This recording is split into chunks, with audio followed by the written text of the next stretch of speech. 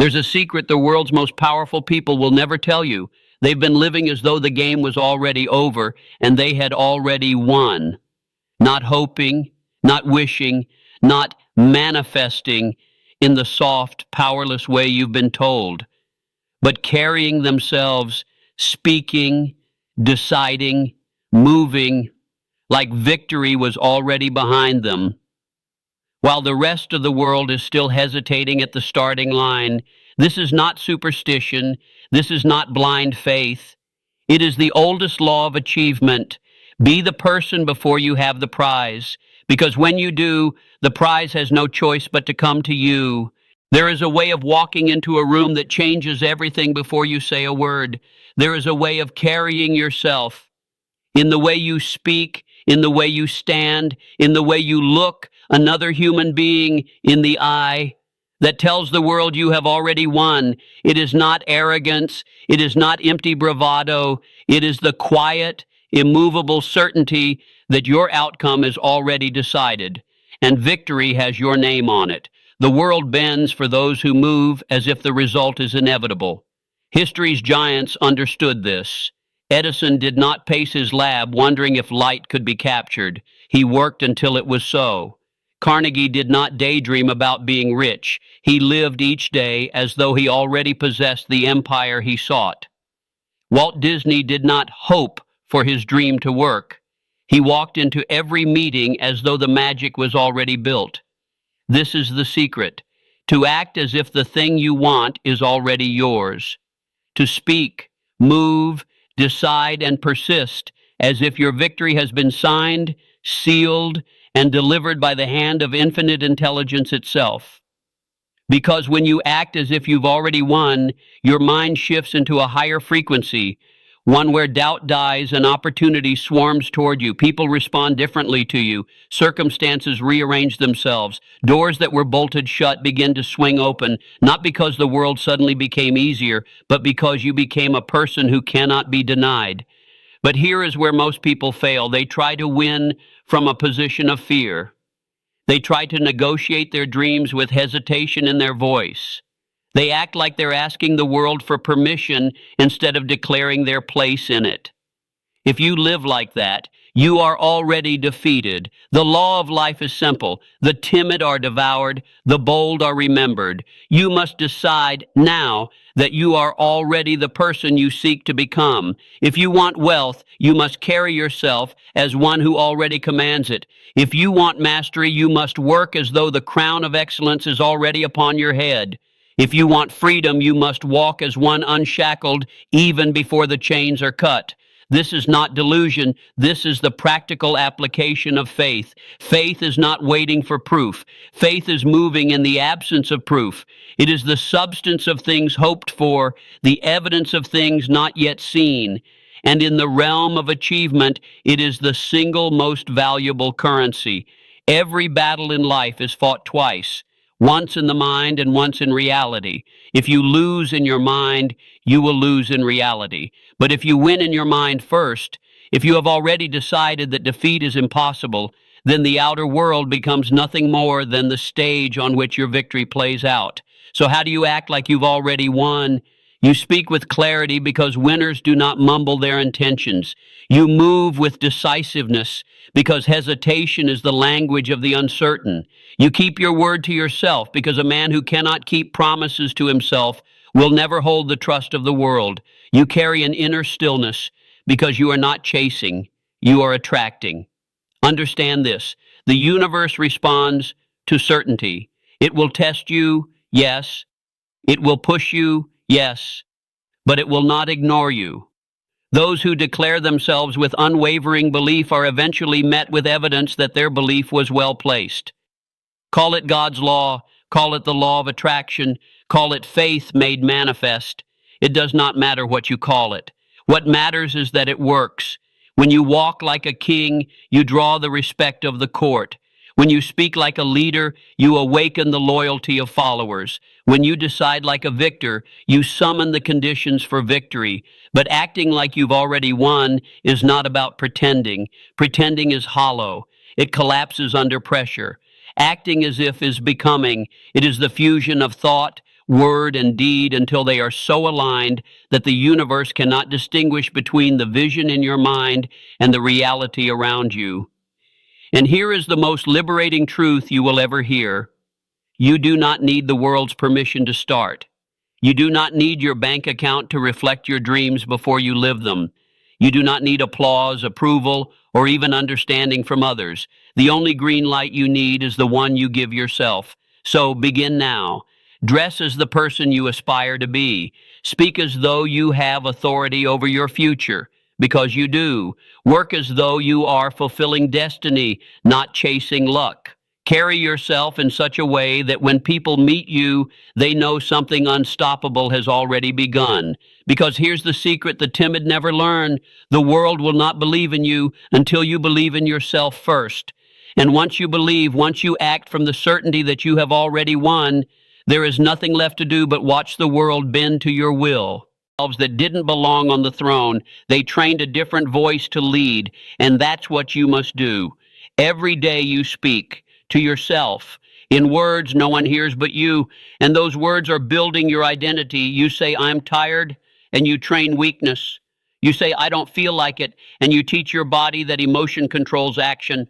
But you say, I go anyway, and you become a different beast entirely, because the man who moves without motivation is the man who can't be stopped. He doesn't need hype. He doesn't need a cheerleader. He is the fire. You can feel it right now, can't you? That voice deep in your chest that says, this isn't who I really am. It's not anger. It's awakening. It's not frustration. It's fire. The weak version of you is suffocating under the pressure of the truth. And the truth is this: you were built for more. More discipline, more focus, more power, more leadership, more excellence. You don't need a better plan. You need a stronger decision. One decision to cut off the option of going back. Burn the bridge, burn the boat, burn the comfort. You won't need it where you're going.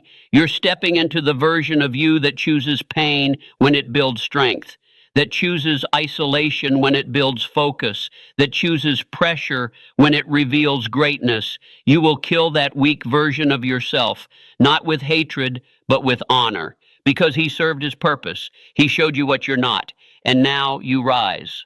The man you were born to be is buried beneath layers of habit, not genetics, not circumstances, habit. And every habit you indulge either sharpens your future or shackles it.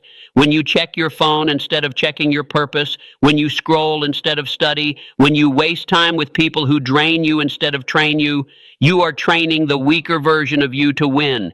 You're building his house, you're filling his lungs, you're putting food on his table.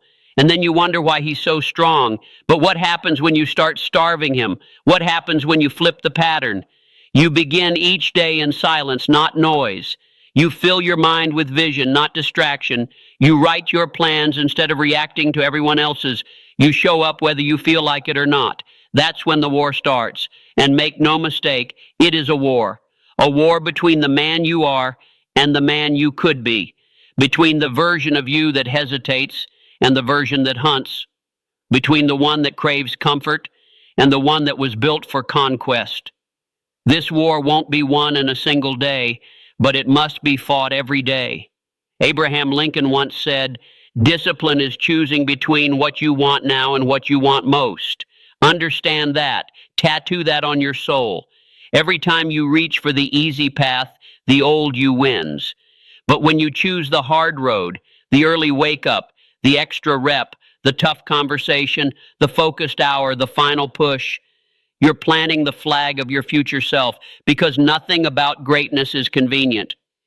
Edison failed 10,000 times to invent the light bulb, not because he loved failure, but because he knew who he was becoming.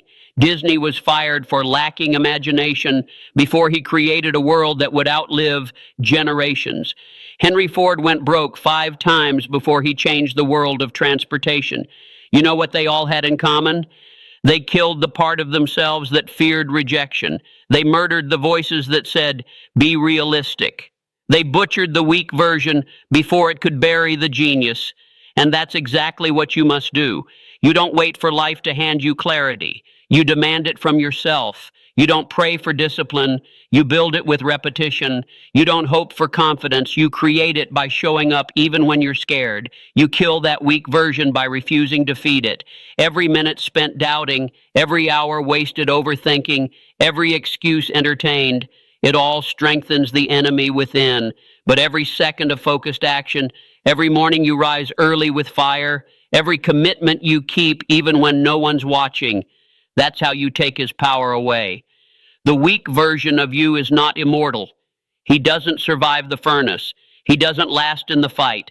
He doesn't win when you choose discipline over delay. He dies, screaming, every time you rise above your excuses and remind the world, I am not that man anymore.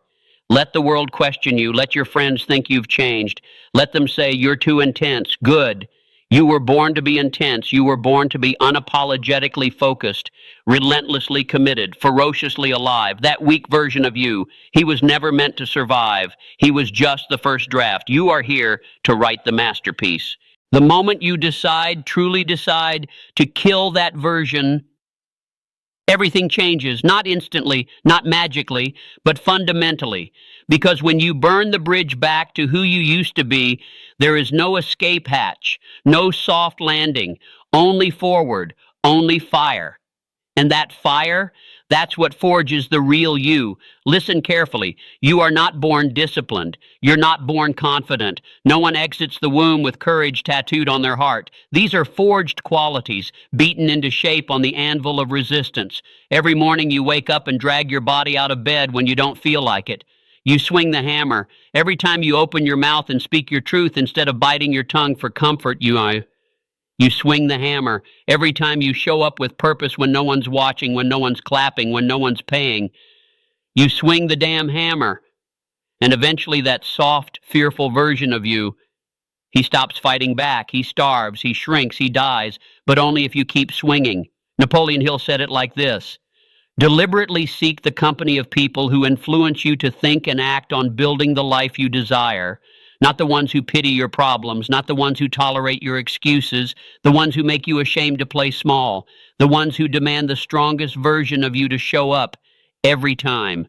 If you don't have those people in your life, become one of them. Become so disciplined, so driven, so focused that your very existence becomes a standard others feel obligated to rise to. You see, this is not about motivation. Motivation comes and goes like the weather. What we're talking about here is identity, and identity is built through consistency. You think winners wait to feel like it? No. Winners act and let the feelings follow, because they understand that action doesn't just change circumstances, it rewires belief. If you act like a man on a mission long enough, you become one. And a man on a mission doesn't have time to flirt with the weaker version of himself. He doesn't entertain thoughts of quitting. He doesn't keep company with cowardice. He wakes up with a fire in his chest and a vow in his soul: I will not die like this. I will not leave this world full of potential. I was too lazy, too distracted, too afraid to use. You want freedom? Start with discipline. You want confidence? Keep promises to yourself. You want clarity? Strip away everything that isn't aligned with your purpose. The weak version of you thrives in confusion. He thrives in excuses. He thrives in comfort. Kill his oxygen. Take away his shelter. Stop feeding him with thoughts like, I'm not ready, or what if I fail? You don't rise by avoiding failure. You rise by outlasting it. Let it come. Let it beat on your door like a storm, but you stand in the middle of that storm with a spine of steel and say, I will not bend. I will not bow. I was not made to retreat. This isn't just about becoming better. This is about becoming brutal with yourself. The kind of brutal that says, I don't care what I feel like. I care what I said I'd do. Because every day you act out of discipline instead of emotion, that weak version of you dies another death. And every day you show up stronger, even 1% stronger. You sharpen the weapon that will carve your future.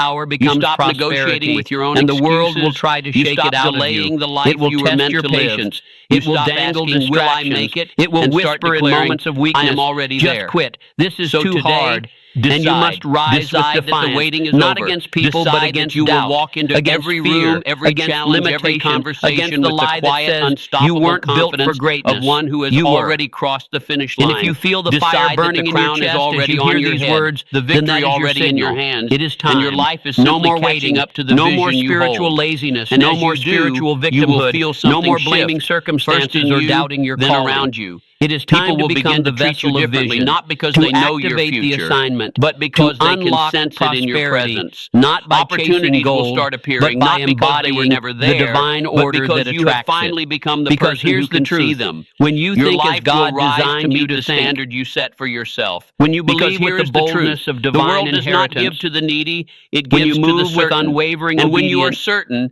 when you everything, act, speak, yes, and move like the everything victor you will begin already to are, bend in your there is favor, nothing left to chase. not by Only a accident, life left to by claim. alignment, So act like you've not by already luck, won and watch what by happens law. next.